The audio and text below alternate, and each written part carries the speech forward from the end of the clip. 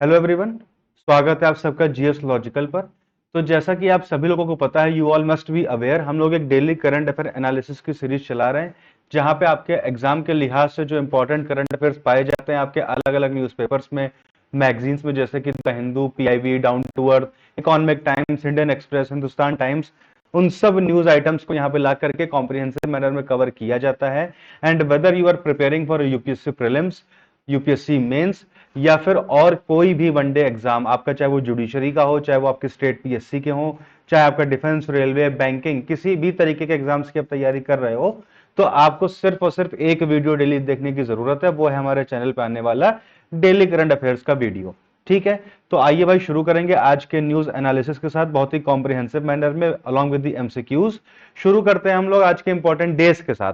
तो पहला जो आज का आपका इंपॉर्टेंट डे है, 26 जून 2024 को मना रहे हैं हम लोग, वो है international day in support of victims of torture. ठीक है भाई, आपको पता है कि इस दुनिया में बहुत सारे लोग हैं जो टॉर्चर का शिकार हैं, कहीं पे वॉर जोन में, कहीं पे किसी और तरीके से, हर जगह आपको ह्यूमन राइट्स का वायलेशन, टॉर्चर आपको दिखाई ही पड़ेगा। ठीक है, इसीलिए हुआ क्या कि 12 दिसंबर 1997 को, कब दोस्तों ध्यान रखिएगा, 12 दिसंबर 1997 को किसने, यूनाइटेड नेशंस की जनरल असेंबली ने यह डिसाइड किया कि अब से हम 26 जनवरी को United Nations international day in support of victims of torture मनाएंगे, कि भैया जिनको टॉर्चर से गुजरना पड़ा है उनको सपोर्ट करने के लिए हम एक डे मना रहे हैं। वो डे हम 26 जून को मनाएंगे, ऐसा हम लोगों ने 12 दिसंबर 1997 को डिसाइड किया था। To ensure total eradication of torture and effective functioning of the convention against torture and other cruel, inhuman और डिग्रेडिंग ट्रीटमेंट और पनिशमेंट। ठीक है, चलिए अब यहाँ पे 1987 में क्या हुआ था बेसिकली, यानी कि जिस साल से हमने आपका ये डे मनाना शुरू किया, उसके 10 साल पहले यानी कि 1987 में सेम डे 26 जून को क्या हुआ था, यूनाइटेड नेशंस कन्वेंशन लेकर के आया था against torture and other cruel, inhuman और डिग्रेडिंग ट्रीटमेंट और पनिशमेंट, ये इफेक्ट में आया था बेसिकली। ठीक है, तो इसी को सेलिब्रेट करने के लिए हम लोग ये दिन मनाते हैं। इस बार की थीम दोस्तों इसकी क्या है, torture is a crime, and it now.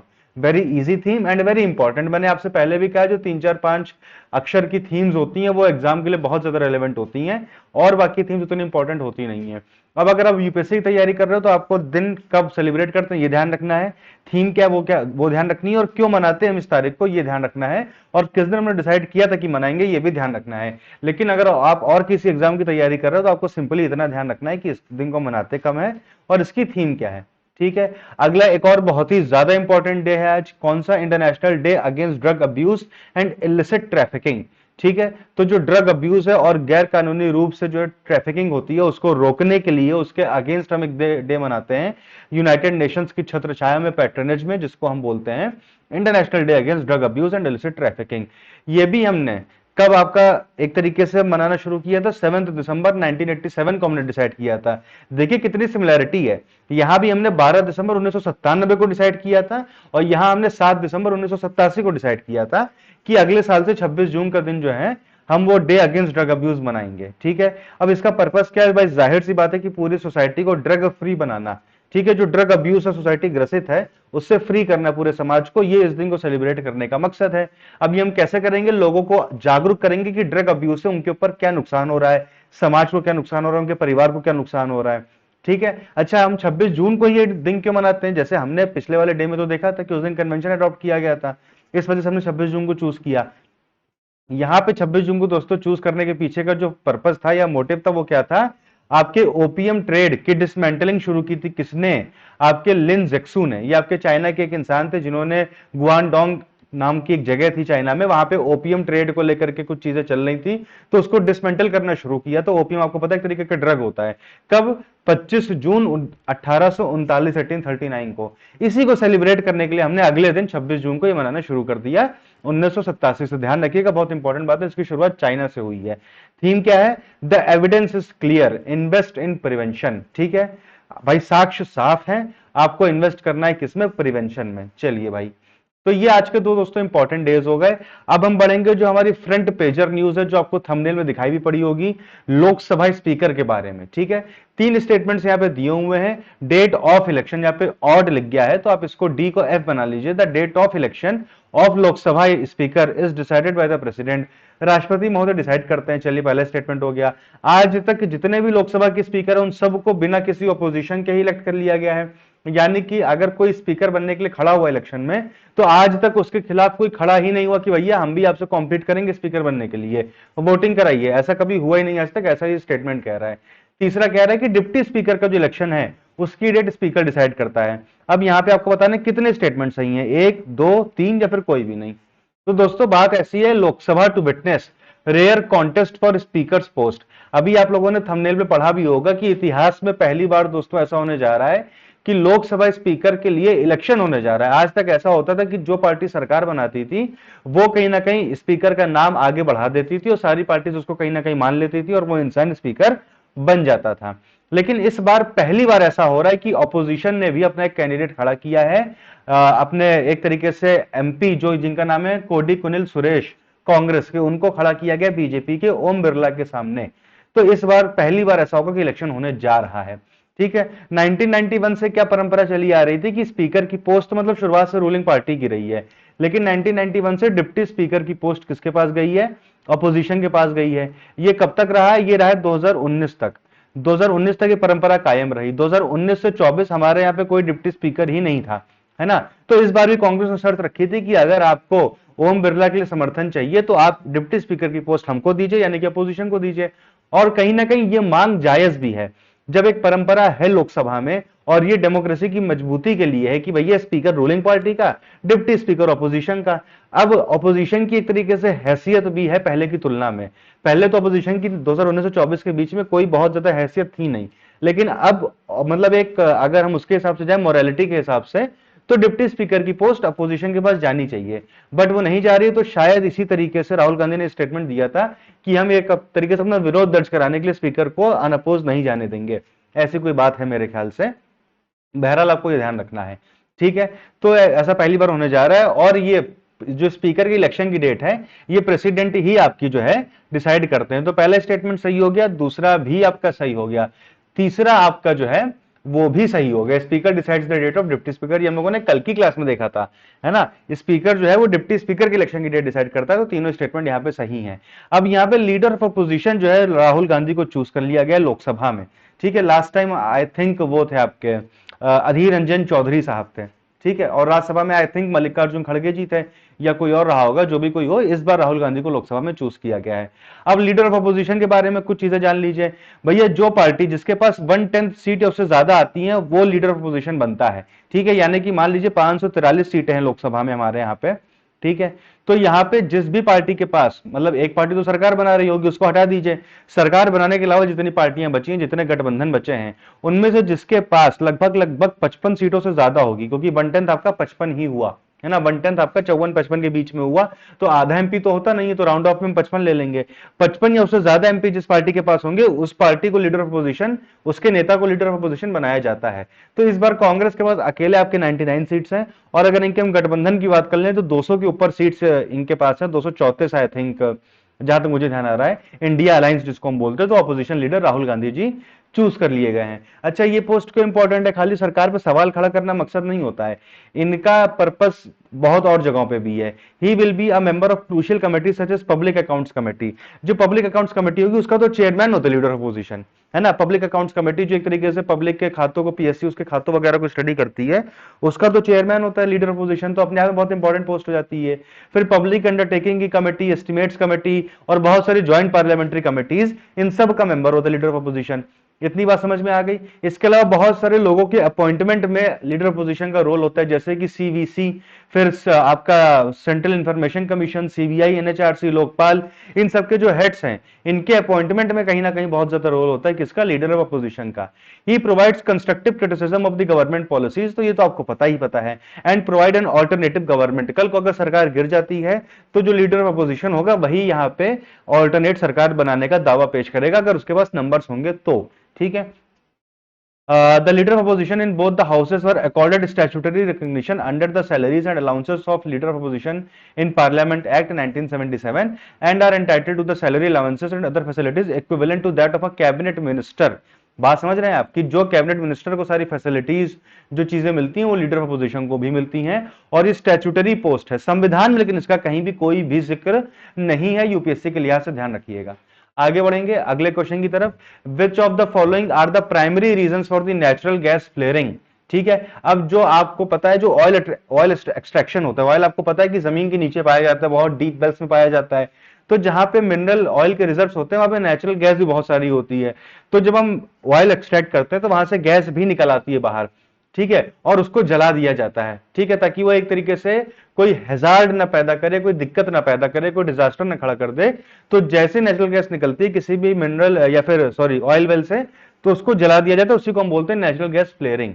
अब इसके पीछे के प्राइमरी रीजंस क्या है? 4 स्टेटमेंट यहां पे हैं। Lack of infrastructure in remote areas, high gas prices incentivising capture, safety concerns during oil well problems, regulatory requirement for gas utilisation. अब इसमें से बताना है कि क्या क्या रीजन है, कितने रीजन इसमें से सही है कि हम गैस फ्लेयरिंग क्यों करते हैं। चलिए पहले देखते हैं गैस फ्लेयरिंग है क्या।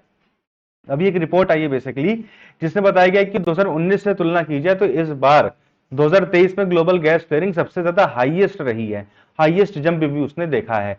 2023 में the amount of gas flared world wide rose by 9 billion cubic metre, है ना, बीसीएम यानी कि billion cubic metre, to 148 BCM, it's highest since 2019।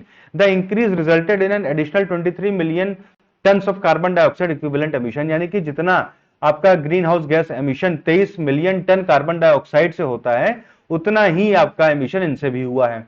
बात समझ में आ गई आपको? ये डेटा कहां से आया? वर्ल्ड बैंक की एक रिपोर्ट आई है, global flaring and methane reduction partnership, तो उसमें ये डेटा पता चला है। अब ये गैस फ्लेयरिंग होती क्या बेसिकली आप देख लीजिए। Natural gas flaring also known as burning is a common practice in the oil and gas industry where excess natural gas, a byproduct of oil extraction, is burned off instead of being captured and utilise. मतलब कोई अगर extra natural gas निकल आई है तो उसको पकड़ने की बजाय, उसको कैप्चर करने की बजाय हम उसको जला डालेंगे। This practice is often used when capturing और transporting the gas is deemed uneconomical और टेक्निकली चैलेंजिंग। अब भाई किसी का मन तो करेगा नहीं, जाहिर सी बात है, कोई बेवकूफ तो है नहीं कि फालतू में जला देगा गैस को।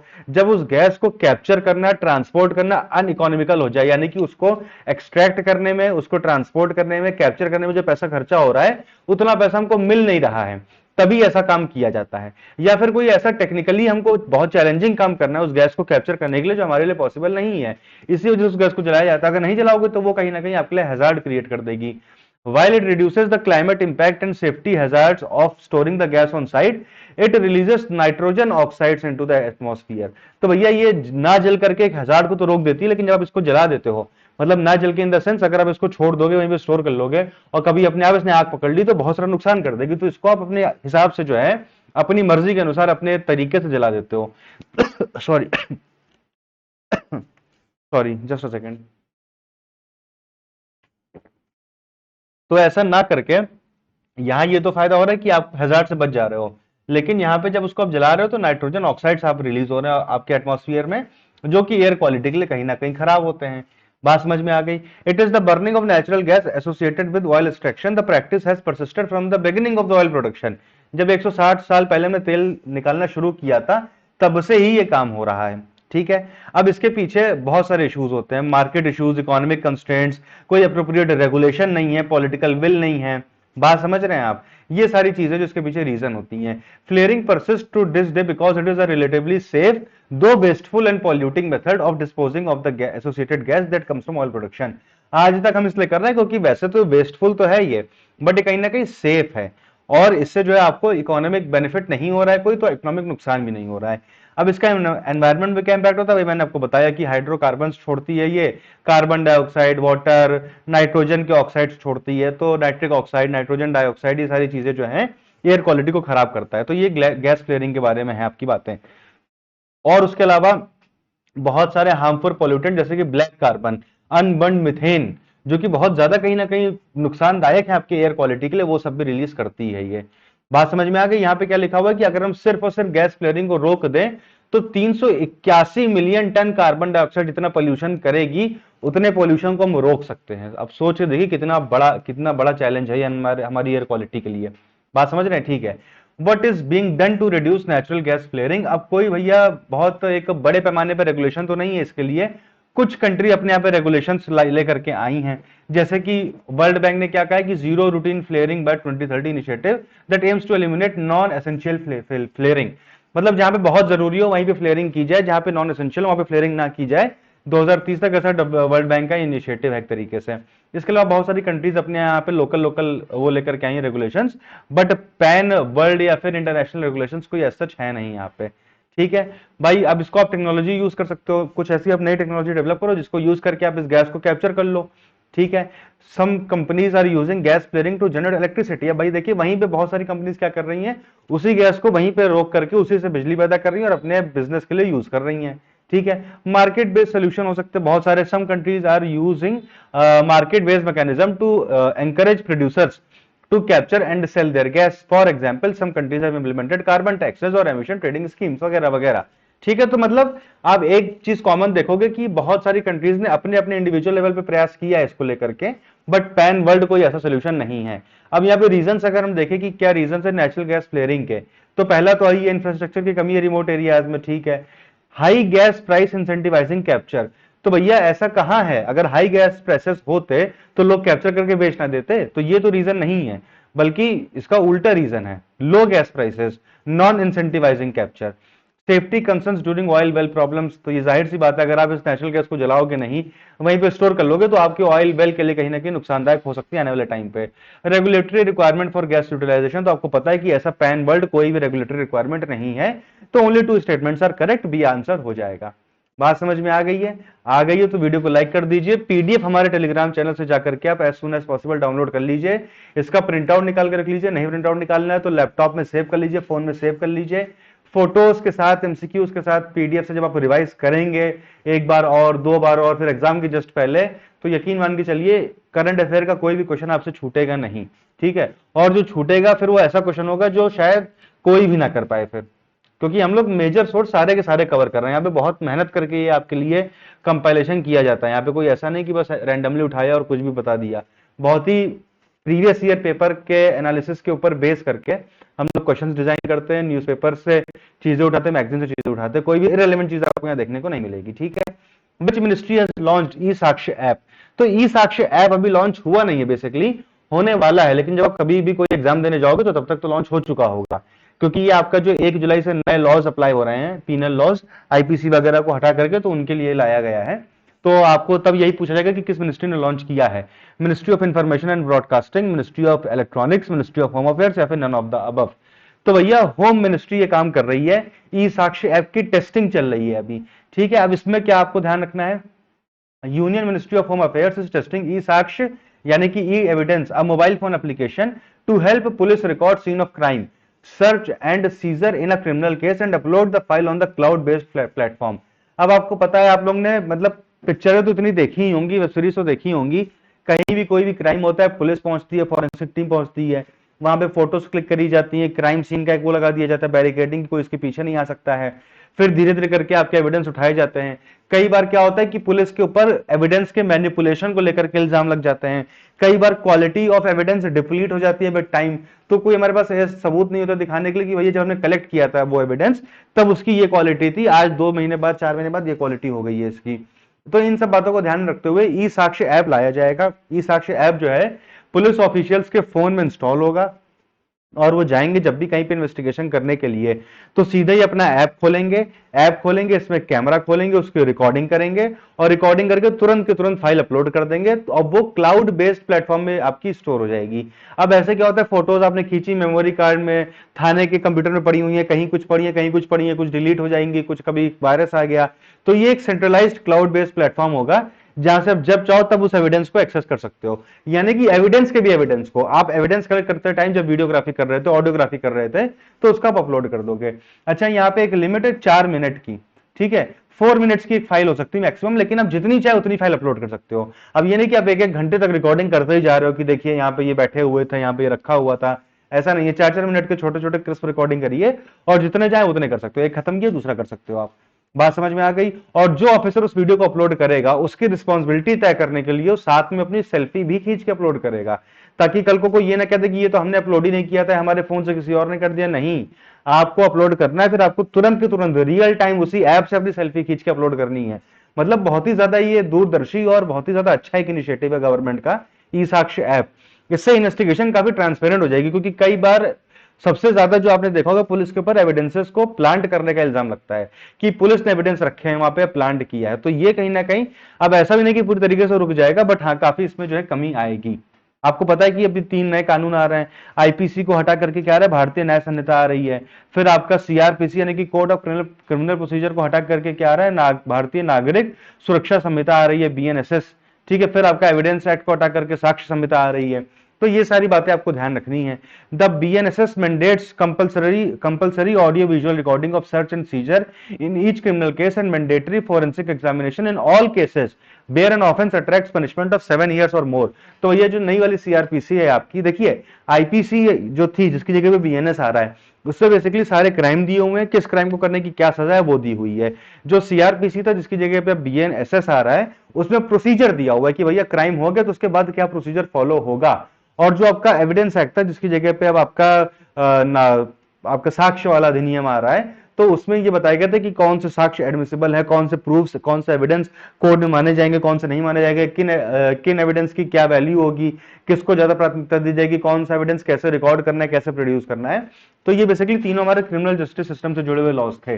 तो इसी में जो सीआरपीसी उसमें क्या बोला गया कि भैया हर एक क्रिमिनल केस में आप जो सर्च एंड सीजर कर रहे हो, आप यानी कि पुलिस वाले, तो उसकी ऑडियो विजुअल रिकॉर्डिंग तो आप करोगे ही करोगे। म्यूटेड ऑडियो भी नहीं कि आपने अब ऑडियो म्यूट कर दिया वीडियोग्राफी करो खाली, नहीं, ऑडियो विजुअल दोनों एक साथ। बात समझ रहे हैं आप। और जहां पे भी कोई ऐसा क्राइम हुआ है जिसमें 7 साल या उसके ऊपर की सजा है, वहां पे compulsory forensic investigation, forensic examination भी होगा। अब ये ई साक्ष्य बनाया किसने, नेशनल इंफॉर्मेटिक्स सेंटर ने बनाया है। देयर इज कनेक्टिविटी इशू, मान लीजिए आप किसी क्राइम सीन पे गए, वहां पे कनेक्टिविटी इशू था, तो क्या होगा कि वो फिर पुलिस वाला अपने फोन से उसको रिकॉर्ड कर लेगा, रिकॉर्ड फोन आपके उसके वीडियो को, उसको थाने पे जाकर के अपलोड कर देगा जहां पे कनेक्टिविटी आएगी। ठीक है, अब यहीं पे देखिए लूपहोल हो जाएगा। अब कनेक्टिविटी कहीं पे है कि नहीं है, ये आप कैसे पता करोगे, तो पुलिस वाले के डिस्क्रिप्शन पे ना, मान लीजिए उसको कुछ मैनिपुलेशन करना होगा तो बोल देगा कि यहाँ पे कनेक्टिविटी नहीं थी, हमने खाली अपने फोन में रिकॉर्डिंग करी है, फिर अपने फोन में जो मैनिपुलेटेड रिकॉर्डिंग है उसको बाद में अपलोड कर दिया, तो मतलब चीजें मैनेज हो जाती हैं कई बार को, है ना। तो ये सारी चीजें बहरहाल, तो इसका आंसर क्या है, मिनिस्ट्री ऑफ होम अफेयर्स।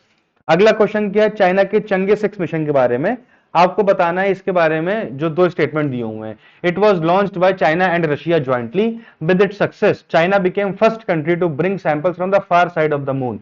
अब आपको पता है दोस्तों, मून के 2 साइड हैं, अर्थ के साथ साथ हमारे मून भी रोटेट करता रहता है, तो हमेशा एक ही पार्ट है मून का जो हमें दिखाई पड़ता है, दूसरा पार्ट जो है वो पीछे के साइड पे, जिसको हम फार साइड बोलते हैं। तो उसी को एक्सप्लोर करने के लिए चाइना ने भी अपना एक लूनर प्रोब भेजा था जिसको हम बोलते हैं चंगे 6 मिशन। ठीक है, चंगे 6 मिशन। तो ये रशिया चाइना का ज्वाइंट नहीं था, रशिया का चाइना का अकेले का था। ठीक है, फार साइड ऑफ द मून से सैंपल लाने के लिए गया था और लेके आ भी गया, जैसे कि आपको फोटो में दोस्तों दिखाई पड़ रहा है यहाँ पे। ठीक है, 2.5 million year old volcanic rock and other material that scientists hope will answer question about geographic differences on the moon's 2 side। अब आपको पता है कि मून का जो पास वाला साइड है, जो नियर साइड है, जिसको हम देखते हैं, है ना, वहां पे आपका अलग तरीके की ज्योग्राफी है, और जो फार साइड वाला मून है वहां पे आपके ज्यादा माउंटेन्स, क्रेटर्स वगैरह, काफी ज्यादा क्रेटर्स यानी कि गड्ढे वगैरह। तो यहां से जो एक वॉल्केनिक रॉक हम लेकर के आए हैं, हम मतलब कि चाइना वाले, उससे हम ये पता करेंगे कि भैया ये जो दोनों साइड के मून में डिफरेंस है वो क्यों है। ठीक है, और ये पहली बार ऐसा हुआ है आज तक, मतलब यूएस, सोवियत यूनियन, ये लोग मिशन भेजा है और सैंपल लेकर के आए हैं, लेकिन फार साइड ऑफ द मून से सैंपल लाने वाला चाइना पहला कंट्री बन गया पूरे दुनिया में। तो ये बात आपको ध्यान रखनी है, प्रीलिम्स के लिए, आपको यूपीएससी के लिए, स्टेट पीसीएस के लिए, सारे के सारे एग्जाम्स के लिए बहुत इंपॉर्टेंट है। तो इसका आंसर दोस्तों क्या हो जाएगा, ओनली 2 इज करेक्ट, पहला गलत हो जाएगा, बी आंसर होगा। ठीक है, अगला क्वेश्चन है आपका बांग्लादेश के, बांग्लादेश के नहीं, रसेल्स वाइपर, जो आपका एक तरीके से सांप होता है, उसके बारे में 3 स्टेटमेंट दिए हुए हैं कि ज्यादातर ये डेंस फॉरेस्ट में पाए जाते हैं, ये सिर्फ और सिर्फ इंडियन सब कॉन्टिनेंट में पाए जाते हैं, मेनली नॉक्टर्नल होते हैं। ये कितने इनकरेक्ट है आपको ये बताना है। आइए देखते हैं। बांग्लादेश में काफी ज्यादा स्नेक बाइट के केसेस बढ़ रहे हैं, रसल वाइपर उसके लिए जिम्मेदार है, फोटो आपको दिख रही होगी, इसके बारे में हम लोग पढ़ लेते हैं। हाईली वेमेनस यानी कि बहुत ज्यादा जहरीला सांप होता है ये। इसका परिवार क्या है, इसकी फैमिली क्या है, वाइपर डाई फैमिली है। ठीक है, अब इसका नाम रखा गया था पैट्रिक रसल के ऊपर, जो कि स्कॉटिश हेर्पेटोलॉजिस्ट थे। हेर्पेटोलॉजिस्ट जो रेप्टाइल्स और एम्फिबियंस की स्टडी करते हैं उनको हम हेर्पेटोलॉजिस्ट बोलते हैं। ठीक है, उनके नाम पे इसका नाम रसेल्स वाइपर रखा गया था। बात समझ में आ गई। साइंटिफिक नेम क्या है? दबुया रसोली, रसली, जो भी आप इसको बोल लीजिए। यूपीएससी ऐसे क्वेश्चन नहीं पूछता है, बट हाँ कोई आपके वनडे एग्जाम टाइप वाले पेपर में ऐसे क्वेश्चन आ सकते हैं। अब इंडिया में 4 बड़े स्नेक पाए जाते हैं, उसमें से एक ये है। कौन कौन से हैं? डेडलीस्ट स्नेक इंडिया के 4 बड़े वाले, जिनको हम बोलते हैं कॉमन क्रैट, ठीक है, फिर या फिर आपका Indian cobra, saw scaled viper और रसल्स वाइपर। इनके साइंटिफिक नेम आगे लिखे हुए, याद कर लीजिए। नाजा नाजा, है ना, बंगारोस सिसोलियस, आप इस तरीके के जो भी इनके नाम है साइंटिफिक, वो सारे ध्यान रख लीजिए। और 4 द ग्रेट इंडियन आपके जो हैं स्नेक्स, वो कौन से, वो भी आप देख लीजिए। ये आपके इंडिया में, श्रीलंका में, बांग्लादेश में, नेपाल में पाए जाते हैं। अब इंडियन सब कॉन्टिनेंट तो यहीं पे खत्म हो गया, पाकिस्तान लेकिन Thailand, Cambodia, Tibet, China, Taiwan, Indonesia, सब जगह पाए जाते हैं। तो दूसरा स्टेटमेंट दोस्तों गलत हो गया, है ना। ये जो आपका था ना इंडियन सब कॉन्टिनेंट में ही पाए जाते, तो वो नहीं है, ठीक है। डेंस फॉरेस्ट और नॉक्टर्नल देखना है अभी, आइए देखते हैं। अब मैंने डेंस फॉरेस्ट वाले स्टेटमेंट जानबूझ के डाला है, क्योंकि हर कोई सोचेगा कि यार सांप घने जंगलों में नहीं होंगे तो कहां होंगे भाई, होंगे, जाहिर सी बात है, बट ऐसा नहीं है। They tend to avoid dense forest, वो ज्यादातर डेंस फॉरेस्ट में नहीं जाना चाहते हैं, वो ओपन ग्रासी बुशी एरियाज में पाए जाते हैं। बात समझ में आ गई। और मेजर कॉज जो है स्नेक बाइट डेथ का वो ये है कि जो आपके ऐसी जगहों के आसपास जो फार्म लैंड है, जो एग्रीकल्चर जमीनें हैं, जहां पे किसान खेती करने जाता है, इसी वजह से स्नेक बाइट ज्यादा बढ़ जाती हैं। हालांकि खुद से जो है ह्यूमन के साथ कॉन्फ्लिक्ट को अवॉइड करता है, लेकिन जब इसको जबरदस्ती पकड़ने का प्रयास किया जाएगा, छेड़ा जाएगा, तब ये काट लेता है फिर। और ज्यादातर मौत क्यों होती है? क्योंकि इसके बाद तुरंत इलाज नहीं मिल पाता है, डिलेड मेडिकल ट्रीटमेंट मिलता है, जिस वजह से मौत हो जाती है, नहीं तो इंसान बच भी जाए। ये सारी बातें आपको ध्यान रखनी है। 1.5 मीटर तक ये बड़ा हो सकता है। फिर रेडिश ब्राउन स्पॉट्स होते हैं, ये आप फोटो में देख के आपको पता चल ही रहा होगा। लार्ज नोस्ट्रल्स होते हैं, स्मॉल आईज होती हैं, वर्टिकल प्यूपिल्स होते हैं। नॉक्टर्नल होता है मेनली, यानी कि जब सन फेड होता है ना, तो ये आपका जो है एक्टिव होता है। आईयूसीएन की रेड लिस्ट में ये आपका लीस्ट कंसर्न कैटेगरी में आता है। चलिए, तो यहाँ पे आपका पहला स्टेटमेंट गलत हो गया, दूसरा गलत हो गया, तीसरा सही हो गया। इनकरेक्ट पूछा था, तो only 2 statements are incorrect, option number B is the answer. अगला क्वेश्चन क्या? Seine river recently in news is located in which of the following countries? ठीक है, France only, Germany only, France and Germany, none of the above. तो basically है क्या कि दोस्तों आपका पेरिस ओलंपिक्स होने वाला है, ठीक है, पेरिस ओलंपिक्स होने वाला है, लेकिन जो पेरिस में नदी है, जिसको हम सीन नदी बोलते हैं, वो काफी ज्यादा पॉल्यूटेड है, too polluted for Olympic events as opening ceremony looms, ठीक है। तो इस वजह से इसकी सफाई के लिए बहुत ज्यादा काम चल रहा था, बट सफाई अभी भी इसकी अच्छे से हो नहीं पाई है, जिस वजह से न्यूज में आ गया है। तो ये आपके फ्रांस की टेरिटरी है, ये आपकी जो है सीन नदी है, ठीक है, पेरिस के किनारे पड़ती है। आपका एफिल टावर आपको दिख रहा होगा यहाँ नदी के किनारे पे, ठीक है। इंग्लिश चैनल में जाती है ये। इंग्लिश चैनल आपका मेडिटेरेनियन सी का पार्ट है, ये देख लेते हैं इसके बारे में। Despite a massive cleanup effort, Paris Seine River remains too polluted to host swimming events for the upcoming Olympic Games, city officials have said recently. अब ये सेकंड लॉन्गेस्ट रिवर है दोस्तों फ्रांस की, लेकिन फिर लॉन्गेस्ट कौन सी? तो वो है ल्योर। ल्योर रिवर जो है आपकी, या फिर लॉयरे रिवर जो आपकी फ्रांस की है, वो लॉन्गेस्ट रिवर है। सेकंड लॉन्गेस्ट कौन सी? सीन रिवर है। 775 किलोमीटर लंबी है ये। ड्रेनेज बेसिन है लगभग 80,000 स्क्वायर किलोमीटर का। 446 metre above the sea level से राइज होती है। कहां पे? बुरगुंडी में, near the town of Dijon, ठीक है, दिजोन के पास बुरगुंडी में ये आपकी राइज होती है, ठीक है। As the Seine approaches Paris, it is joined by the Marne and the largest tributaries on one of the largest tributaries on its right bank. It flows through Paris for about 13 kilometers from west to east. ये west to east भी ध्यान रखिएगा UPSC वाले। It finally empties into the English Channel and arm of Atlantic Ocean, separating northern France and southern England. ठीक है, तो ये आपका जो है northern France ये रहा आपका, ठीक है, और यहाँ पे आपका इंग्लैंड है। इस वाले मैप में देखिए आप, ये आपका इंग्लैंड है और ये फ्रांस है, इसके बीच में आपका इंग्लिश चैनल है। ये किसका पार्ट है? अटलांटिक ओशन का पार्ट है, ठीक है। ये आपका पेरिस है, ये आपकी सीन नदी का जो है एक तरीके से रोड मैप है। बात समझ में आ गई? यहां तक क्लियर हो गया? चलिए, अब ये आप फ्रांस का मैप देख लीजिए। इसकी बॉर्डरिंग कंट्रीज कौन कौन सी है फ्रांस की? स्पेन है, इटली है, स्विट्जरलैंड है, लग्जमबर्ग है, जर्मनी है, बेल्जियम है। नीदरलैंड्स बॉर्डर नहीं शेयर करती बट बहुत करीब है। फिर यूनाइटेड किंगडम आपका वाटर बॉर्डर शेयर करती है, बीच में आपका इंग्लिश चैनल है, अटलांटिक ओशन है, बे ऑफ बिस्के है यहाँ पे। फिर यहाँ पे मेडिटेरेनियन सी है स्पेन के जस्ट बगल में। बात समझ में आ गई है आपको? ठीक है, तो ये बात आपको ध्यान रखनी है। ये इसके प्राइम मिनिस्टर है, ये इसके प्रेसिडेंट है, ये आपको पता ही होगा। कैपिटल इसकी पेरिस है। करेंसी यहाँ की क्या है? करेंसी यहाँ की है आपकी यूरो। बात समझ में आ गई? चलिए भाई आगे बढ़ेंगे। सारी इंफॉर्मेशन आपको एक ही न्यूज के साथ दे दी जाएगी उस चीज के बारे में, तो ज्यादा परेशान नहीं होना है। Consider the following statements about inter governmental platform on biodiversity and ecosystem services. UPSC previous year में पूछा गया है सवाल इसके ऊपर, ठीक है। किसके ऊपर? आपका आईपीबीईएस के ऊपर, ठीक है, इसको हम आईपीबीईएस के नाम से जानते हैं। तो भैया इसके बारे में 3 स्टेटमेंट दिए हुए हैं फिलहाल के लिए। ये भैया 2012 में स्टैब्लिश की गई थी, इंटर गवर्नमेंटल बॉडी है, यूनाइटेड नेशंस की बॉडी है, हेडक्वार्टर बॉन जर्मनी में। कितने सही आपको बताना है। अब डाउन टू अर्थ में एक आर्टिकल आया था, इसमें बताया गया कि आईपीबीईएस को प्रेस्टिजियस ब्लू प्लैनेट प्राइज दिया गया। क्या दिया गया दोस्तों? ब्लू प्लैनेट प्राइज दिया गया। किसके द्वारा? असाही फाउंडेशन के द्वारा। असाही फाउंडेशन कहां की है दोस्तों? जापान की है, जापान की है, ध्यान रखिएगा। तो IPBES wins prestigious blue planet prize. बात समझ में आ गई? चलिए आइए देखते हैं इसके बारे में। तो भैया इसको मिला है प्राइज 2024 के लिए। इसको स्टैब्लिश किया गया था 2012 में। किस लिए? To strengthen the science policy interface for biodiversity and ecosystem services. अब आपको नाम से लग रहा होगा, ठीक है, intergovernmental platform on biodiversity and ecosystem services. इससे क्या पता चल रहा है कि बायोडाइवर्सिटी और इकोसिस्टम जो हमारा है वो हमको कुछ सर्विसेज ऑफर करता है, ठीक है। हम बहुत सारी सर्विसेज लेते हैं अपनी बायोडाइवर्सिटी से, अपने इकोसिस्टम से, तो उसी को लेकर के उसके ऊपर साइंटिफिक रिसर्च करना, एक्सपेरिमेंट करना, पॉलिसीज बनाना, वो सारा काम इसका है। भाई हम जंगल से लकड़ी ले रहे हैं, सर्विस है कि नहीं है? हमारे लिए वो पानी को एक तरीके से फिल्टर आउट कर रहा है कि नहीं कर रहा है? वो सॉइल इरोजन को रोक रहा है जंगल की नहीं रोक रहा है? बात समझ रहे हैं आप क्या कहना चाह रहा हूं मैं? It provides policy maker with objective scientific assessment about the state of knowledge regarding the planets biodiversity ecosystem वगैरह वगैरह। ये आप देख लीजिएगा, कोई खास बात इसमें नहीं है।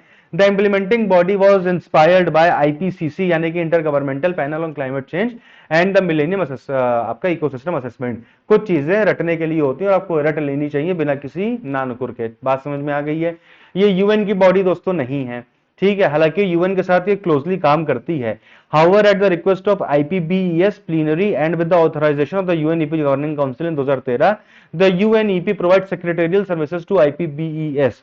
तो भैया क्लोजली काम करता है यूएन के साथ। यूएन एक तरीके से यूएन की बॉडी नहीं है, बट यूएन की जो बॉडी यूएनईपी है वो इसको सेक्रेटेरियल सर्विसेज प्रोवाइड करती है, यानी कि यूएनईपी का सेक्रेटेरिएट आईपीबीईएस के सेक्रेटेरिएट का काम भी देखता है। इंडिया इसका मेंबर है। बात समझ में आ गई है? लोकेशन इसकी कहां पे? बॉन जर्मनी में है। ब्लू प्लैनेट प्राइज आपका जापान का असाही फाउंडेशन देता है, जो भाई ये आपका जो एक साइंटिफिक रिसर्च और उसकी एप्लीकेशन के ऊपर अच्छे से काम करते हैं ऐसे फाउंडेशन को। तो ये इस बार किसको मिला है? आईपीबीईएस को मिला है। तो अब स्टेटमेंट्स पे आएंगे। पहला दोस्तों सही हो जाएगा, दूसरा गलत हो जाएगा, तीसरा सही हो जाएगा। करेक्ट पूछे थे तो option number B is the answer. Only 2 statements are correct. बात समझ में आ गई है? आई होप चीजें तेज नहीं जा रही हैं या स्लो नहीं है, आपको वीडियो की स्पीड भी समझ में आ रही होगी। नहीं आ रही तो आप कमेंट सेक्शन में फीडबैक दे दीजिए। थोड़ा बहुत दिक्कत है तो आप यूट्यूब के फीचर से बढ़ा के या घटा करके देख भी सकते हो, ठीक है। अब इसके बारे में कुछ और बातें यहाँ पे विकिपीडिया पे दी हुई थी, जैसे कि इसके आपके हेड कौन है फिलहाल? वो है डेविड ओबरा। नाम ध्यान रखिएगा, वनडे एग्जाम वाले लोग। क्या डेविड ओबरा इसके आपके क्या है, इसके इस समय हेड हैं। चलिए भाई आगे बढ़ेंगे। विच of the following cities recently became the first literature city of India? पहली लिटरेचर सिटी कौन बना है इंडिया की? जयपुर, वाराणसी, कोझिकोडे, ग्वालियर। तो दोस्तों कोझिकोडे यूनेस्को के द्वारा नामित इंडिया की पहली सिटी ऑफ लिटरेचर बन गई है। ऑप्शन देखिए आपके तीनों चारों ऑप्शन में ही कहीं ना कहीं लिटरेचर को लेकर के अच्छा काम होता है या होता आया है, ठीक है। तो यहाँ पे कंफ्यूजिंग ऑप्शन ऐसे यूपीएससी भी दे सकता है या बाकी एग्जाम वाले भी दे सकते हैं, बट आंसर इसका क्या है? कोझिकोडे। अब कोझिकोडे आपका नॉर्थ केरला की एक सिटी है जो कि अपने कल्चरल हेरिटेज के लिए बहुत ज्यादा मशहूर है। उसको यूनेस्को ने अपनी इंडिया में पहली सिटी एज एक तरीके से सिटी ऑफ लिटरेचर डिक्लेयर कर दिया है। अब ये city of creative city of network जो यूनेस्को का, ये क्या है?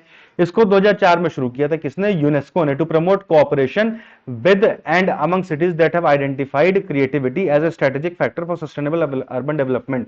तो आपको पता है कि पूरी दुनिया में कुछ शहर ऐसे हैं जो लिटरेचर को लेकर के बढ़िया काम कर रहे हैं। तो बेसिकली आसान भाषा में कहे तो उनके बीच में कोलैबोरेशन बढ़ाना, उनके बीच में कोऑर्डिनेशन बढ़ाना, कोऑपरेशन बढ़ाने के लिए ही ये लाया गया था क्रिएटिव सिटीज नेटवर्क, ताकि एक दूसरे से लोग सीख सके, इन सारी सिटीज का एक नेटवर्क बने और फिर ये लोग अपनी अपनी बेस्ट प्रैक्टिसेस एक दूसरे के साथ डिस्कस करें।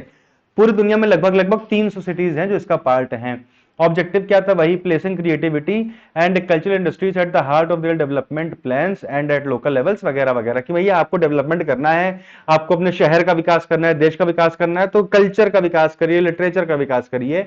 वो आप करोगे तो आपकी सिटी का विकास ऑटोमेटिकली हो जाएगा, ठीक है। यूनेस्को डिजिग्नेट करता है, 7 फील्ड हैं इसके लिए: craft, folk art, media arts, film, design, gastronomy, literature और म्यूजिक। ये जो क्रिएटिव सिटीज नेटवर्क है इसमें 7 कैटेगरी में किया जाता है, जिसमें से कोझिकोडे को लिटरेचर कैटेगरी में किया गया है। इसके अलावा कोई आपकी क्राफ्ट सिटी भी हो सकती है, फोक आर्ट सिटी भी हो सकती है, ऐसे करते करते हो सकती है, ठीक है। चलिए अब ये जो आपका एप्लीकेशन भेजी गई थी वो आपके मिनिस्ट्री ऑफ कल्चर के द्वारा भेजी गई थी। बाकी कौन सी अदर सिटीज है आपकी जो यूनेस्को की क्रिएटिव सिटी नेटवर्क में आती है इंडिया में?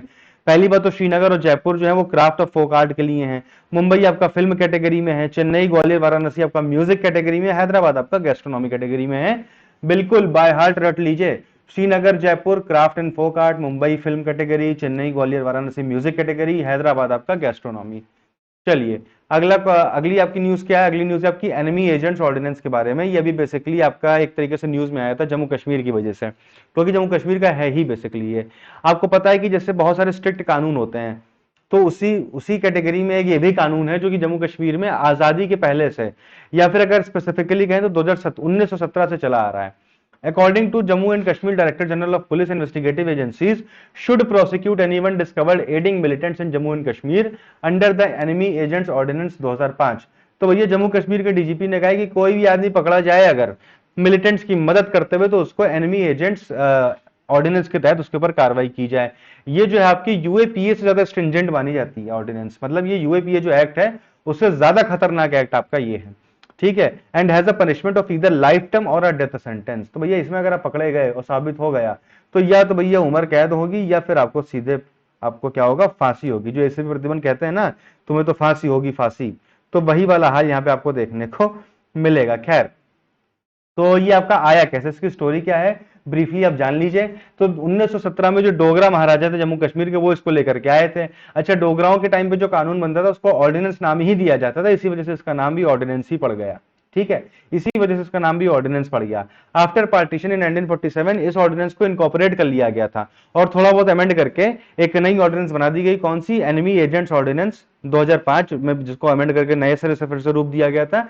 इसको 1948 में भी रिफ्रेम किया गया था, ठीक है। तो पहले 1948 फिर 2005। कौन सी? Enemy agents ordinance was promulgated under section 5 of the Jammu and Kashmir constitution. तो आपको पता है कि जम्मू कश्मीर पहले अलग संविधान हुआ करता था और उसके पास ये राइट थे जम्मू कश्मीर के पास कि वो अपने लिए स्पेसिफिक लॉज बना सके, वो जो सेंटर के मुद्दे हैं उसके ऊपर भी, तो उन्होंने यहाँ पे बनाया।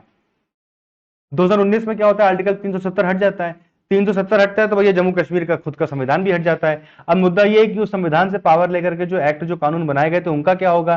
तो भैया इसमें ये कहा गया 370 हटाने वाले कानून में कि ये जम्मू कश्मीर के ऊपर है, वो जो एक्ट चाहे वो रख सकता है, जो एक्ट चाहे वो हटा सकता है। तो बहुत सारे एक्ट हटाए गए, जैसे कि आपका एक तरीके से कॉन्स्टिट्यूशन एक्ट जम्मू कश्मीर का था, या रणबीर पीनल कोड, जैसे हमारे यहाँ इंडियन पीनल कोड है, इनका रणबीर पीनल कोड हुआ करती थी, तो उसको हटाने का काम किया गया है ना। इस तरीके से चीजें हुई, लेकिन इस वाले एक्ट को ऑर्डिनेंस को रोक लिया गया क्योंकि ये कहीं ना कहीं मिलिटेंसी को, टेररिज्म को काउंटर करने के लिए गवर्नमेंट के पास एक अच्छा सोर्स है। अब इसके सेलिएंट फीचर्स क्या क्या हैं? पहली बात तो एनिमी एजेंट कौन है? जो कोई भी एनिमी के साथ साठ गांठ कर रहा है, एड कर रहा है, उसको हमारे अगेंस्ट में काम कर रहा है, उसको हम एनिमी एजेंट बोलेंगे। पनिशमेंट क्या है? 10 साल तक की सजा, फाइन, ये सारी सजाएं इसमें दी गई है। लाइफ इंप्रिजनमेंट भी है आपकी, ठीक है, डेथ भी है, हर तरीके की पनिशमेंट दी गई, 10 साल से लेकर के उम्र कैद से लेकर के फांसी तक की। अब इसमें जो ट्रायल होगा वो एक स्पेशल जज के द्वारा होगा, किसी नॉर्मल जज के द्वारा नहीं होगा। आर कंडक्टेड बाय स्पेशल जज who is appointed by the government in consultation with the high court. और उस स्पेशल जज को अपॉइंट कौन करेगा? स्टेट गवर्नमेंट करेगी, लेकिन स्टेट गवर्नमेंट उस स्पेशल जज को अपॉइंट करने से पहले हाई कोर्ट से कंसल्ट भी करेगा कि भाई साहब आपको क्या लगता है, हम इनको बना दें कि इनको बना दें। फिर हाई कोर्ट सलाह देगा, फिर स्टेट गवर्नमेंट अपने हिसाब से काम करेगी, ठीक है। अच्छा, ये सबसे इसमें खास बात है जो इस एक्ट को खास बनाती है, खतरनाक भी बनाती है, कि जब तक यहाँ पे जज परमिट नहीं करेगा, कोर्ट परमिट नहीं करेगा, जिसके ऊपर इल्जाम लगा है उसको कोई वकील भी नहीं मिलेगा। ये अपने आप में बहुत डरावनी बात है। मतलब जब तक कि मिलिटेंट्स के ऊपर कार्रवाई हुई तब तक तो ठीक है, लेकिन मान लीजिए कल को किसी को जाली फंसा दिया गया, फालतू में फंसा दिया गया, और उसको ये कह दिया गया कि आपको वकील भी नहीं मिलेगा, तो ये कहीं ना कहीं बहुत दिक्कत की बात है। अच्छा, अगर कोर्ट ने जो स्पेशल कोर्ट तो उसने कोई डिसीजन दे दिया है, उससे आप खुश नहीं हो, तो भैया अपील करने का कोई प्रोविजन नहीं है, ठीक है। The decision of the special जज can only be reviewed by a person chosen by the government from the जजेस of the high court and decision of that person shall be final. तो वही बात है, पहले स्टेट गवर्नमेंट ने एक को इलेक्ट किया, एक को सेलेक्ट किया और कहा कि भैया डिसीजन देकर के आइए आप। वो डिसीजन दिया, वो आपके फेवर में नहीं था, आपको उसके अगेंस्ट अपील करनी थी। अब आप किसके पास जाओगे? अब आप फिर से उसी इंसान के पास जाओगे जिसको आपकी स्टेट गवर्नमेंट ही अपॉइंट कर रही है। तो कहीं ना कहीं ये दिक्कत की बात है, यूनिफॉर्मिटी तो रहेगी दोनों के अपॉइंटमेंट में, तो कहीं ना कहीं गवर्नमेंट की मेंटालिटी को वो लोग दोनों सूट भी कर रहे होंगे।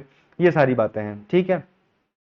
चलिए, the ordinance also bars without the proper previous authorisation of the government any disclosure और publication of the case tried under it. भैया इस मुकदमे में कोई भी केस चल रहा होगा उसको आप जग जाहिर नहीं कर सकते, कोई भी मीडिया उसको रिपोर्ट नहीं कर सकती है। आप ऐसे थोड़ी ना कि आज तक कभी सुनने में नहीं आया ऑर्डिनेंस के बारे में। ऑर्डिनेंस है और बहुत सारे लोगों के ऊपर इसके तहत कार्रवाई भी हुई है, बट ये कभी न्यूज में नहीं आया है और ना ही आ सकता है, ठीक है।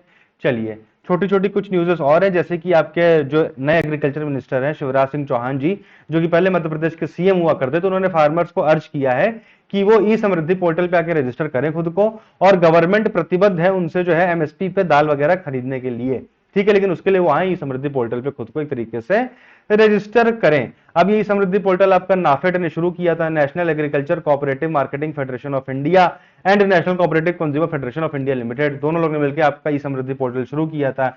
यहाँ पे जो आपका फार्मर्स रजिस्ट्रेशन करेंगे और गवर्नमेंट पे रजिस्टर्ड फार्मर से चीजें एमएसपी पे खरीद लेगी, यही इसका ऑल इन ऑल मकसद है। इसको आप एक बार खुद से भी रीडिंग कर लोगे।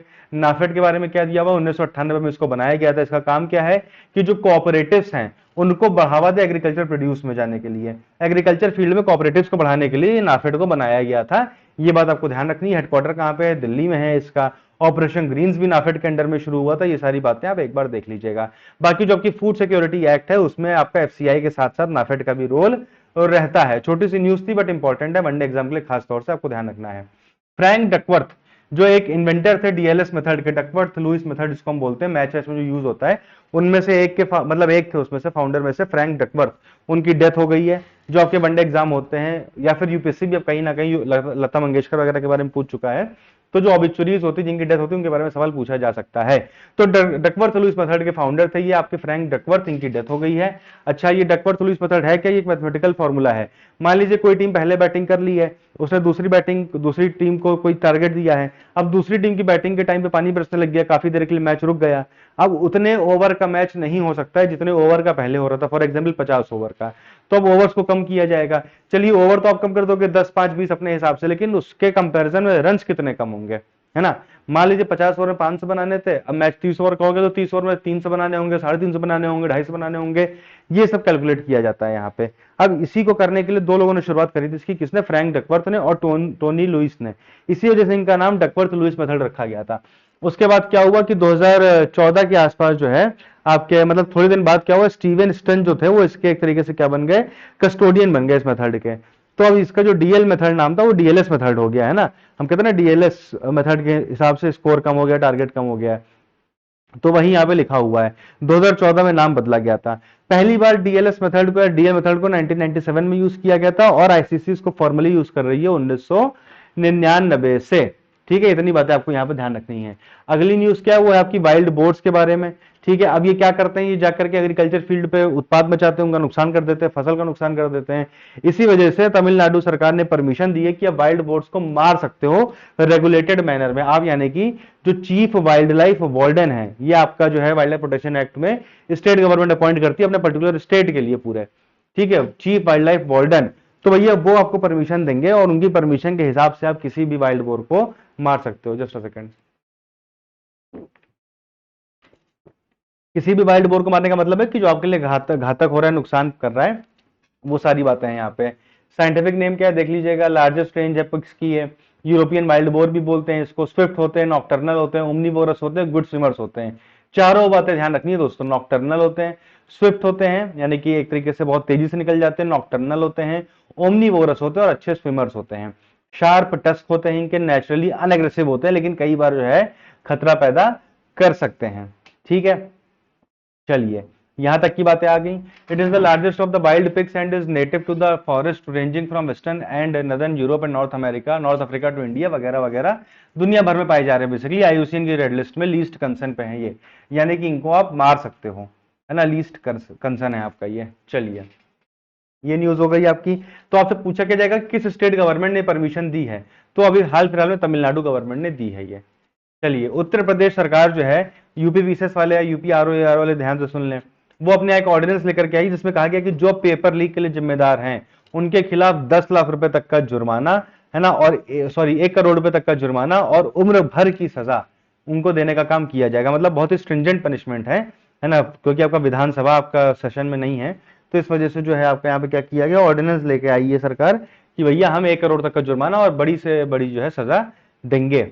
ठीक है, चलिए तो ये कौन से स्टेट लेकर के आई है, यूपी गवर्नमेंट लेकर के आई है। क्वेश्चन ऐसा ही आएगा सीधे तौर पे।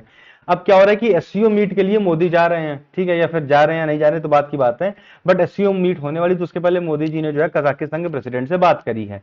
कजाकिस्तान का मतलब एक तरीके से कि हम जब एससीओ में आएंगे या नहीं भी आएंगे, हमारी जगह कोई और आएगा तो किन मुद्दों पे क्या काम करना है, कैसे करना है, मतलब बेसिकली हमें सेंट्रल एशिया से अपनी कनेक्टिविटी को बढ़ाना है, क्योंकि यहाँ पे रिसोर्सेज का, मार्केट का दोनों काम बार है ना।